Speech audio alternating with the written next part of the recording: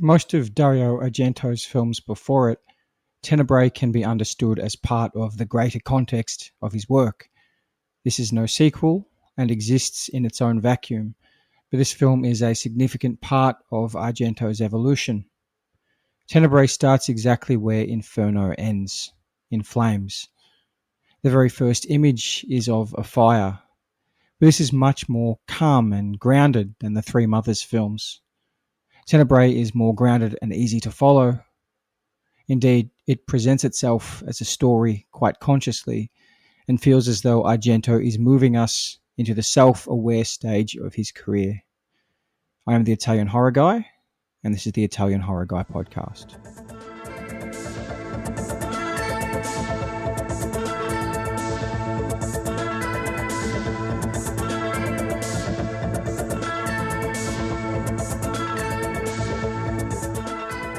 Near a soothing fire, an unspecified figure reads the pages of a book with an equally soothing voiceover despite its ominous context. Every humiliation which stood in his way could be swept aside by the simple act of annihilation. Murder. We cut back to the fire. We see the book land on the fire, and Claudio Simonetti's radical score launches us into the film. There are already a number of things to consider here. The fact this scene is narrated from a book suggests the film is consciously reflecting on the fact that it is a story. This becomes even more clear as the film progresses, and the main protagonist is indeed the author of the book in question. Perhaps modern popular cinema has overdone the concept of self-awareness in cinema to the point of total redundancy, but for Argento to be consciously reflecting on his own career in one of his actual films just 12 years after The Bird with the Crystal Plumage in 1970 suggests his formula was already on its last legs. This is particularly surprising considering Tenebrae was his first traditional Giallo since Deep Red in 1975. Of course, the genre had almost completely died out by this time, so a reinvention was probably necessary, and Argento certainly provides that in this film. This reinvention can be felt early on through themes. The slightly confused but evolving worlds, partly infused with sexual liberation, have been replaced by more sexual freedom and insufferable activist journalists. It is a world painfully recognizable to those of us living in 2025. The first murder of the film is of a pretty young woman whose killer stuffs her mouth with a page of a book. This book is written by Peter Neal, the film's main protagonist, who is an author and seems to exist as something of a stand-in for Argento himself. Indeed, his book shares the title of the film. Tenebrae is a sexist novel. Why do you despise women so much? Says a journalist, Tilda, in an interview. Women as victims. The male heroes with their hairy macho bullshit. After Peter attempts to defend his character, Tilda says, "Look, I'm talking about your work," before again asserting his work is indeed sexist. But after the interview, the two share a pleasant, perhaps even flirtatious goodbye. Admittedly, this is probably a little on the nose from Argento. It appears to be an aggressively simplistic imagination of how activists think and act, but there is a certain frustration that appears to be shining through.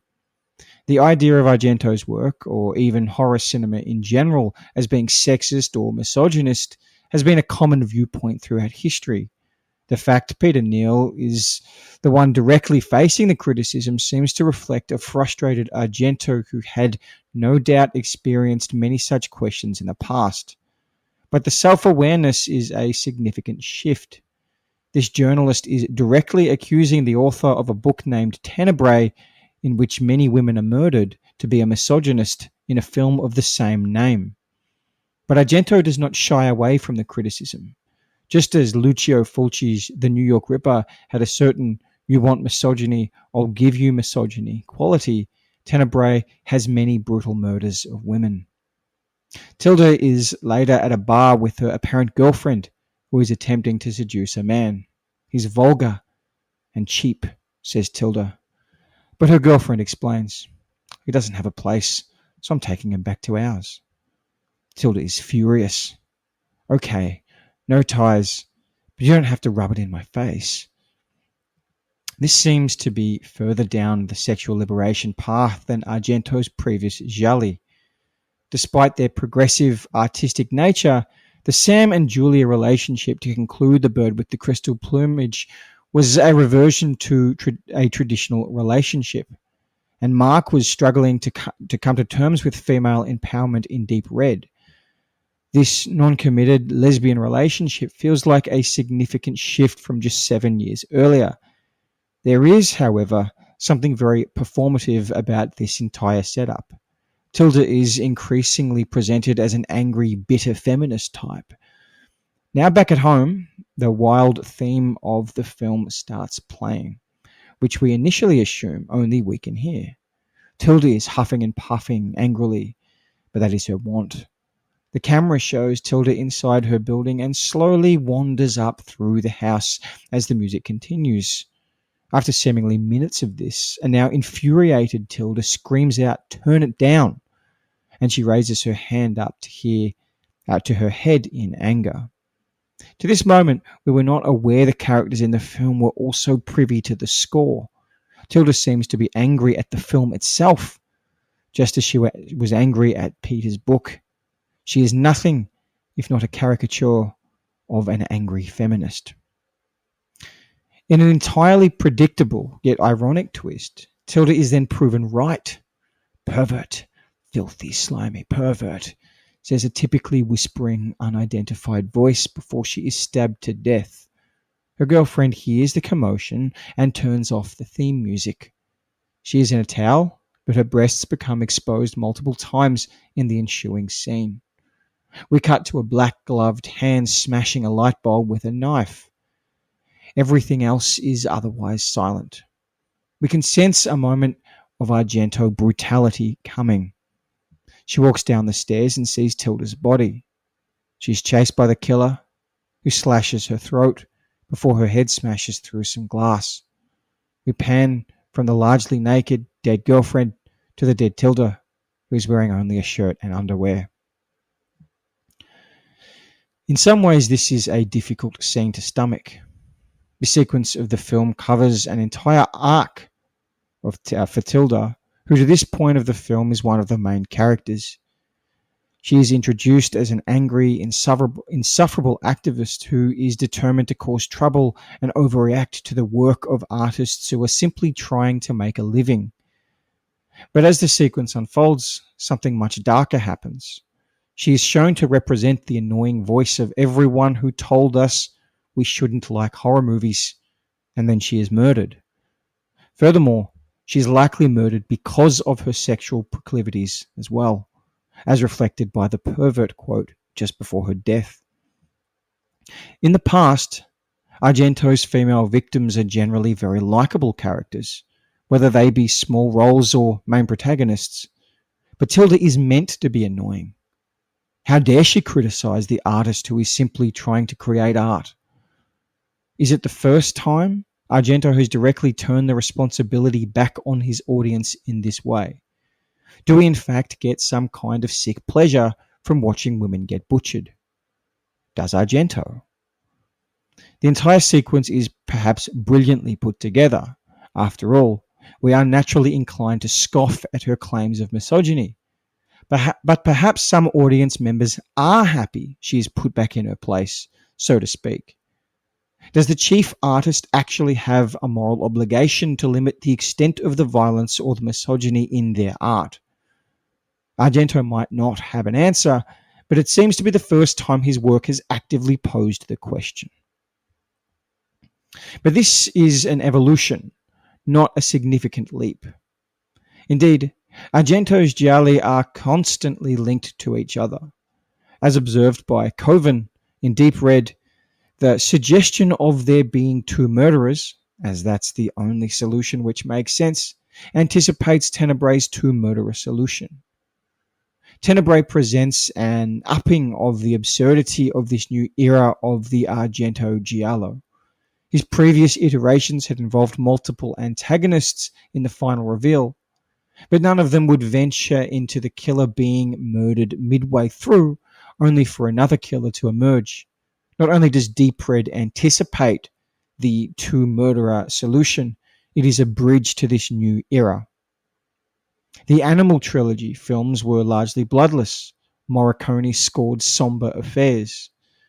These newer Gialli are high-octane, goblin-inspired bloodfests. But Tenebrae is also obsessed with investigation, like any Argento Giallo should be.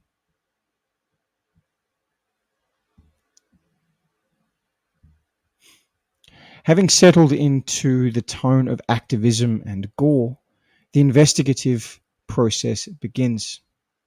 A lengthy point of view sequence shows a letter being slipped under the door of Peter's hotel room with his name written on it. Somehow instinctively understanding its significance, Peter frantically tries to uncover its deliverer. He rushes out of his room as we hear some quintessentially 1980s New York crime drama type music. Peter eventually opens the letter, revealing a Latin sentence translating to, "So passes the glory of Lesbos." We then cut to a coroner discussing the murderer with a police officer, Captain Germani. One victim had intercourse less than an hour before she was killed, says the coroner. This investigation is not as fun as previous Argento films. The film might be high octane, but there is something decidedly uncomfortable about the way the usual investigative fun overlaps with serious themes. In some ways, the investigation process takes on extra importance in Tenebrae because it is as if the film itself is being investigated. Peter finds himself in yet another annoying interview, this time with the film's first killer, journalist Cristiano Berti. Tenebrae is about human perversion and its effects on society, he says to an uncomfortable Peter. And I'd like to know how you see the effects of deviant behavior on our lives. Once again, this is an oversimplified investigation into such a topic, but there is an extra hint of seriousness this time. If Tilda was a caricature, Bertie seems designed to leave us in no uncertain terms that the film is actually engaging with the moral implications of itself. Peter explains his book isn't just about that, and takes issue with Bertie labeling the victims as deviants. Wait a minute. Who says they're deviants?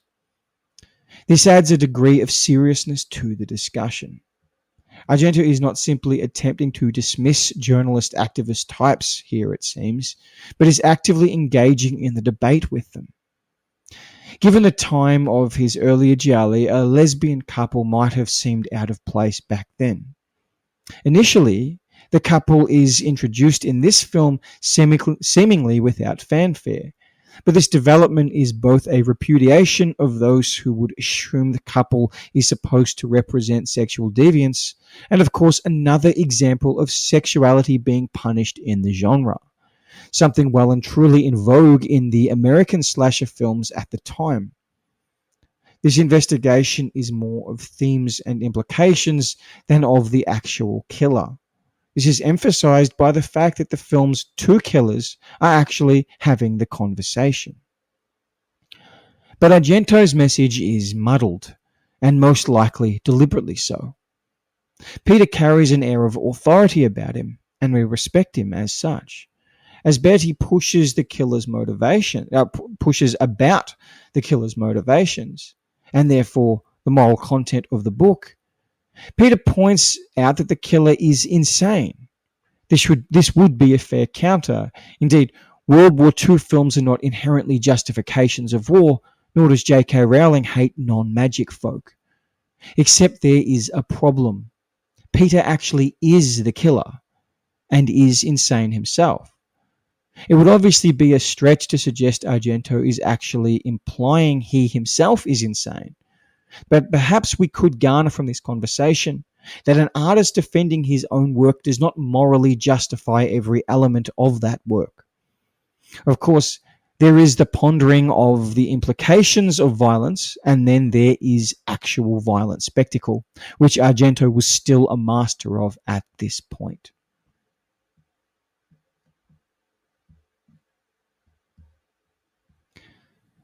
Argento's ability to make us uncomfortable is exemplified with Maria's death. It is a masterclass in the building of tension. An acquaintance of Peter, Maria is walking home at night in a very isolated street.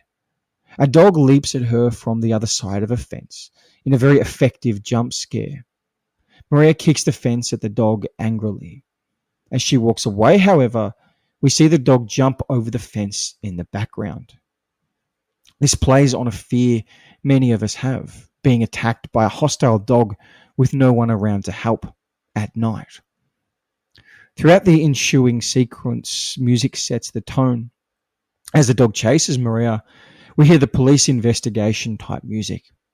It creates a sense that we are watching action but not necessarily danger, which helps limit our unease, at least for now.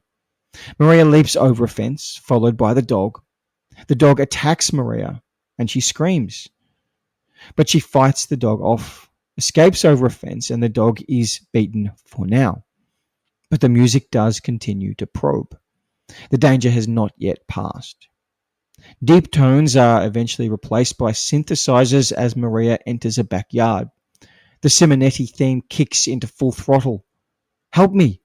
Is anybody home?" she pleads. The music stops and the dog reappears, once again attacking her. She again fights off the dog and finds refuge in the house. We are already 4 minutes into the already torturous sequence, yet Maria has not experienced the worst yet. Not by a long shot. She wanders down some stairs as we hear some soft but still probing synthetic beats. Now in a basement, the dog jumps into a window from the outside, still trying to attack Maria. We see the dog run away for the final time. After the different attacks, the music shifts to the real danger. Some ominous drum beats and guitar strums are added into the score. Maria has found some newspaper clippings and photos of the murders. She shakes, but places them in her pocket. The music continues to build as she makes her way up the stairs and into the living room. Apparently not comprehending the extent of the danger, Maria makes a very untimely phone call as a dark figure appears behind her. The music has now stopped. A point of view shot shows Maria notice the figure. The figure walks towards her. Spy. Dirty little spy. The score kicks in again. There is a brilliant sequence of editing as Maria rushes to the door and closes it on the killer's hand. We see him drop a knife. Then a cut to the knife falling into a pool. A cut back to the hands pulling out of the door. Shots of Maria's terrified face. A hand picking up an axe, and then Maria starting to run away. As Maria attempts to escape, however, wounds inflicted by the dog cause her to limp and fall multiple times. A final fence is too much for her. As she faces the killer, she is axed to death with multiple brutal strokes. This is one of Argento's greatest sequences. In total, it lasts more than 8 full minutes. This is an otherwise minor character. But in a film so far preoccupied with pontificating about the morality of violence in fiction, we have now been provided the exact kind of scene such people take issue with. Maria is alone at night. She is attacked by a dog 3 separate times, then sees the brutal images of female murder victims, then is brutally murdered herself. It is cruel, drawn out, and excessive, but it is also brilliant from a subtextual perspective. On the one hand, as a viewer of such films, it is impossible not to be impressed, even to enjoy it. But again, there is a self-awareness or even a demand to reflect on our own behaviour like never before in the Argento film. Betty seemed fascinated with perversion, which he implies relates to sexuality, but of course he is the pervert. He takes pictures of his victims and keeps them to witness the violence. But we are not but are we not implicitly perverts ourselves? This is a long, violent sequence with as many of sorry, as long and violent a sequence as any other in the film. Its only rivals are also moments of extreme violence in terms of excitement. Why are we so fascinated with this? This film is not necessarily judging us, but it does pose some questions.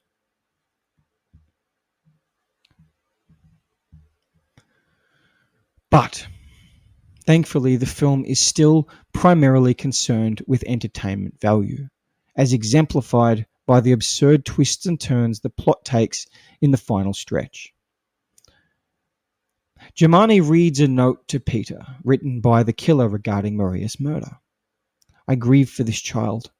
Her death was the only way I could be free to go on. I will eliminate those who disgust me, the human perverts. As Germani reads, a subtle look of slyness appears on Peter's face, as if he is getting an idea. But we are quickly distracted, as the letter immediately indicates Peter is the ultimate target. This upping of the stakes puts both us and Peter on high alert. To conclude the scene, Germani tells Peter that he finished his book, and for the first time ever, he actually managed to guess the killer. This again highlights the excitement of the investigative process. Peter takes control over this process in the very next scene, remembering Bertie's comment about eliminating perverts. This recollection is so obvious it seems it must be a red herring, but it is not. He has simply uncovered the killer. Peter visits Bertie's house with his young sidekick Gianni. We quickly recognize this actually is where Maria was killed, but there is a childish excitement to this scene. Gianni tells Peter he has not been in someone's garden since he was 6. But after a very short time, Gianni is already bored, to which Peter responds, all detection's boring. Cut out the boring bits and keep the rest. You've got a bestseller. For all the self-awareness in the film, this is the least offensive. There is a decided impatience about this film. There are no conversations with painters who eat cats or lengthy scenes of protagonists exploring mansions. Tenebrae is straight to the point. So much so that Argento's usual device of a character seeing something ambiguous at the start of the film and finally working it out at the end is condensed to a tiny section midway through the film. On this occasion, Gianni is the witness. Gianni leaves Peter briefly and notices the lights turn on inside Betty's apartment. Moments before, moments before an as yet unidentified assailant ends Bertie's life with an axe, we hear the loud whisper, "Yes, it was me. I killed them all." After the murder, a terrified Gianni finds Peter with a wound to his head, and the pair escape. But the fun of the investigation has been destroyed for poor Gianni. He returns to the scene of the crime less than 20 screen minutes later and does some thinking. Remembering back to the murder of Bertie, he realizes it was in fact Bertie who had said he was the killer. Argento's memory arc has been introduced and concluded in a minor section in the latter stages of the film, cutting out all the boring bits indeed. A sad and shaken Gianni returns to his car, only to be strangled to death. By this point, absurdity has taken over the film. It is inescapable that Bertie is the killer, but the notion that there would also be another killer is almost too nonsensical to consider, especially given the two were not working in tandem. But Argento wants to keep us on edge and constantly entertained. He has already done procedural and arguably internally logical plots, but this Argento has goblin, annoying journalists, angry feminists, and detests anything remotely boring. With any time to think, given the amount of self reflection, as well as the basic logistics, Peter is the only possible culprit. The line, once you have eliminated the impossible, whatever remains, however improbable, must be the truth, is partially well selected, except in such an absurd movie, the final reveal is hardly improbable. There is a certain sense that something is always off about the film, which does provide some justification for the ridiculous conclusion. Throughout the film, we have seen multiple flashbacks to an entirely unexplained sequence of scenarios, largely shot in point of view. In each scenario, we see a young, attractive woman in bright red heels, or bright red high heels. In one such scene, the woman exposes her breasts to a group of men who then hold down another man. The woman sticks one of her heels in the man's mouth. In the final such flashback, the same woman is stabbed to death again in a point of view shot. There is a dreamlike quality to these scenes. They are always sunny. The characters are dressed in all white, and they are accompanied by very eerie, slow, wind-up box music. It is never clear how these scenes relate to the events of the film until very late. Peters notes that Argento's use of Rome for most of his films is foreign to its American, British, French, or German visitors. Tenebrae is set in Rome, and the flashbacks are set in Rhode Island, and are, of course, from Peter's perspective. Generally speaking, Argento's films have a transnational or trans-identity quality. Again, back to Peters. If the characters aren't foreign by nationality, they are foreign by sexuality, religion, or being. By portraying characters this way, Argento makes room for outsiders, people who are foreign to the location or its conventional stereotypes. End quote. It is disconcerting, therefore, that Peter's foreignness suddenly becomes so apparent. Having killed his ex-wife, he rocks on the floor giggling as Giamatti points a gun at him. I realized Cristiano Berti was the killer, and it didn't take me long to realize that. The rest, Mr. Giamatti, was like writing a book. And with that, we now know what felt so off. Peter is not part of the story at all. He is controlling the story, a mad artist. Unlike Argento's previous artists, he is not working the world out, he is dictating it. He knows who the killer is before we or anyone else does. The journalist, the activist, and even the investigation are a joke to him. He doesn't belong in this world. He created it. Argento then finishes the film as he intends to continue. After Peter dispatches Giamatti, Anne, Peter's sometimes lover, who is played by Dario Argento, enters to the sounds of some extremely fast Simonetti beats. The crazed Peter attempts to axe her to death, but a hideous modern sculpture is caught behind the door. As Anne opens the door, a large spike dislodges from the sculpture, impaling and eventually killing Peter. It is very gruesome. As the credits begin to roll, Anne continues to scream. This is a traumatic way to end the film. The screams are eventually replaced by the far more fun and enjoyable score. Argento has now moved on from the procedural Giallo to the fantastical, and finally to the self-awareness, and then to the bombastic. Yes, this still loosely follows the Giallo formula, but we can feel Argento very much evolving. Spectacle may be as important as ever, but engagement with social issues is more ironic. One senses Argento was fascinated with the sexual liberation movement in his 1970s Gialli, but by Tenebrae, you sense he is sick of being labelled a misogynist. He essentially says so in the film through the use of Peter. Having returned to the Giallo for a final hurrah, Argento was, in my humble opinion, now about to complete the last hurrah of his golden era. The fact he displays so much self-awareness, even direct commentary, suggests he was growing weary of the formula. Indeed, even in the fantastical Suspiria, he still kept many elements of his Giallo formula. In his next film, Argento combines the mystery and investigation of the Giallo with the fantasy of Suspiria and Inferno. He further involves his use of loud, energetic music and even extends on the excesses of Dario Argento whilst displaying a newfound obsession with bugs.